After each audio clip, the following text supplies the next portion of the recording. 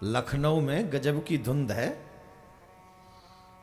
लखनऊ में गजब की धुंध है, पर लखनऊ वालों पर मेरे ठाकुर की कृपा भी तो अधाधुंध है। कृपा ना होती तो कथा सुनने को मिलता क्या? जब ठाकुर अधाधुंध कृपा करें, अधाधुंध का मतलब है अनलिमिटेड, तब ही श्रीमद् भागवत कथा श्रवण करने का सौभाग्य तुमको प्राप्त हो सकता है, अदरवाइज नहीं।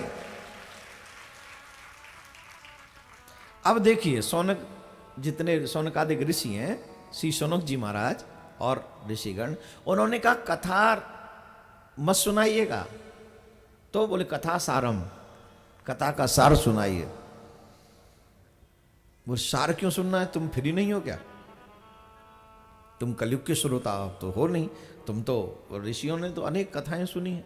तुम संत महात्मा होके भी अगर तुम कथा नहीं सुन सकोगे, तुम्हें भी शॉर्टकट चाहिए, कथा का सार चाहिए, ऐसा क्यों? बोले महाराज, उनका प्रश्न ही था, कलयुग के लोगों पे समय कम है, कलयुग के लोगों का कल्याण कैसे होगा? यहां कितने लोग ऐसे बैठे हैं जो पहली बार कथा पंडाल में बैठकर कथा सुन रहे होंगे। यहां बहुत लोग हैं ऐसे जिन्हें कथा कभी सुनी नहीं। अब उनसे पूछो कथा क्यों नहीं सुनते, तो वो कहते हैं महाराज हम आपकी तरह फ्री नहीं हैं, हमारे बीवी बच्चे हैं, हमारे ऊपर जिम्मेदारियां हैं। ओ माय डियर, बीवी हमारे भी है, बच्चे हमारे भी हैं, लेकिन वो हमारे में कह रहा हूं, मेरे नहीं कह रहा हूं। हमारे मतलब उसके और उसकी कृपा से हमें जिम्मेदारी दे दी, इसलिए हमारे हो गए। तो जितने हमारे हैं वो हमसे ज्यादा गोविंद तुम्हारे हैं, हमारे कहां हैं? हमसे ज्यादा जिम्मेदारी वही संभालता है। मैं ये नहीं कह रहा कि सब छोड़ के बाबा अच्छे हो जाओ, नहीं, कार्य करो, लेकिन जब आपको पता हो कि हमारे शहर में श्रीमद् भागवत कथा का विशाल आयोजन होने वाला है, तो मुझे लगता है जब विशाल कथाएं आपके यहाँ होती हों तो सब छुट्टी वुट्टी ले ला के 7 दिन वहीं बैठ के अपना परलोक संवारना चाहिए। परलोक संवारिए। तो श्रीमद् भागवत ऋषियों ने कहा कथा का सार, सार क्योंकि कलयुग के लोगों की आयु कम है, हमारी और आपकी आयु कम है, उम्र नहीं होती उससे पहले शुगर हो जाता है, डायबिटीज हो जाती है, और आजकल तो एक और वो चल गया है, क्या बोलते हैं उसको, बड़ा भयंकर सा रोग है एक, मोस्टली सभी माता बहनों को हो जाता है, क्या होता है वो? हाँ, वो थायराइड मोस्टली, और खाए जाओ दवाई, उसको कहते हैं स्लो पॉइजन है वो, उसकी दवा जो है स्लो पॉइजन है, जिंदगी भर खानी है, स्लो पॉइजन है। अब कलयुग में बीमारियां इतनी नए नए प्रकार की, कभी सुना सतयुग में किसी को कैंसर हो गया? त्रेता युग में किसी का ब्लड प्रेशर हो गया? ब्लड चेक कराओ, कभी सुना? नहीं, वो तो हमेशा परफेक्ट रहा करते थे।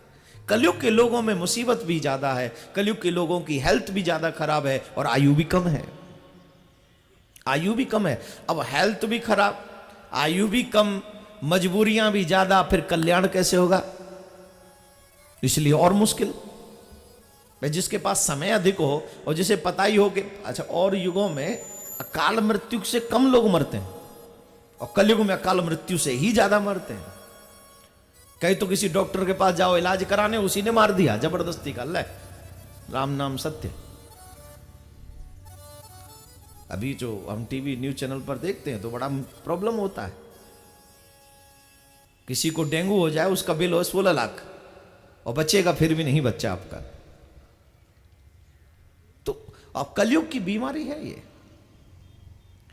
कलयुग के लोगों पे समय नहीं है, ऋषि मुनियों के ग्रंथ बहुत हैं, इन लोगों का कल्याण कैसे होगा? कैसे कल्याण कर पाएंगे कलयुग के लोग? तो कथा कहां से सुनेंगे? भगवान की कथा तो हरि अनंत हरि कथा अनंता, हरि अनंत हरि कथा अनंता, कहई सुनई बहु विधि सब संता। हरि अनंत हरि कथा अनंता, कहई सुनई बहु विधि सब संता। हरि अनंत और हरि की कथा अनंत। तो जब कथा अनंत है तो कलयुग का व्यक्ति कौन कौन सी कथा सुने? अनंत मतलब जो गिनती न की जा सके। और कलयुग के व्यक्ति के पास इतना समय है क्या? ज्यादातर हम 3-4 कथाएं सुनते हैं। सबसे ज्यादा आजकल सुनते हैं श्रीमद् भागवत कथा। हाँ या ना? काहे बजा रहे हो? हाँ ना जवाब दो। पहले सुनते थे अधिक से अधिक सत्यनारायण की कथा, जो गांव में घर घर में सबसे पहले सत्यनारायण की कथा होती थी। आजकल सत्यनारायण की कथा कम हुई है तो भागवत कथा अधिक हो रही। फिर राम कथा, सत्यनारायण की कथा, राम कथा, भागवत कथा, और कभी कभार सुनने को आप लोगों को मिलती है शिव पुराण की कथा, देवी भागवत। ये 4-5 ऐसी कथा क्रम हैं जो हम तक पहुंचते रहते हैं और हम सुन लेते हैं, लेकिन मोस्टली सबसे ज्यादा सुनते हैं श्रीमद् भागवत की कथा। बाकी के तो 18 पुराण है, 4 वेद, 6 शास्त्र हैं, और रामायण सतकोट अपारा, रामायण बहुत है। क्या क्या कथा सुनेंगे? वाल्मीकि जी की रामायण अलग है, तुलसीदास जी की रामायण अलग है, और जी आनंद रामायण अलग है, राधे श्याम रामायण अलग है। रामायण तो बहुत है, और सभी भक्तों ने, सभी संतों ने अपने अपने अनुसार अपने भाव प्रस्तुत किए हैं। तो इसीलिए ऋषि मुनियों ने कहा कि महाराज हमको कृपा करके बताइए कि जब कलयुग के लोगों पे समय ही नहीं है, समय कम है, तो इनका कल्याण कैसे होगा? हमें हमारे लिए नहीं, कथा सारम इन कलयुग के लोगों के लिए है। कथा मत सुनाइए, क्योंकि कथा सुनाओगे तो इन कलयुग के लोगों पे इतना समय नहीं कि ये कथा सुन लेंगे। तो बोले कथा का सार सुना दीजिए, और कथा का सार सुन लेंगे तो सार में कहते हैं ना, हमारे ब्रज में अनेकों संत कहते हैं गागर में सागर।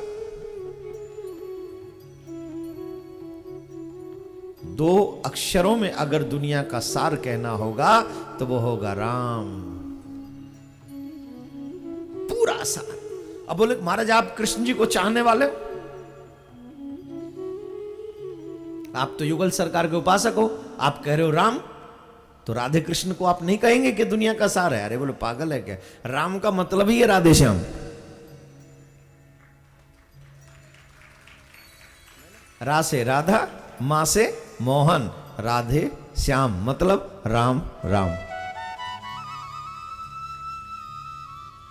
राम जी को चाहने वाले कहते हमारे अयोध्या वाले राम, और हमारे यहां कहते हमारे युगल सरकार राम, मतलब राधे और मोहन राम राम।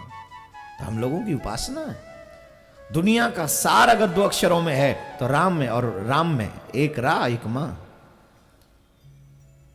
लेकिन सर्व वेदांत सारम ही भागवत मिष्यते। सभी वेदों का, पुराणों का, शास्त्रों का, ऋषि मुनियों की वाणी का अगर कोई सार है तो श्रीमद् भागवत है। जिसने भागवत श्रवण कर लिया है बस उसका कल्याण सुनिश्चित हो जाता है। ये यहां पर कुछ लोग ऐसे बैठे हैं जो ठंड के मरीज हैं, इन्हें ठंड बहुत लगती है।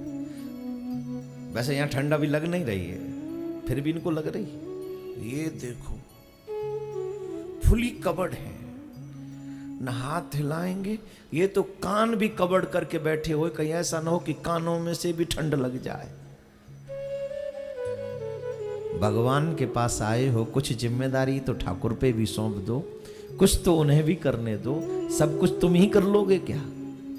कान ढके रखो लेकिन हाथ खुले रखो, और जब जोर से ताली बजाओगे ठंड अपने आप भाग जाएगी भाई।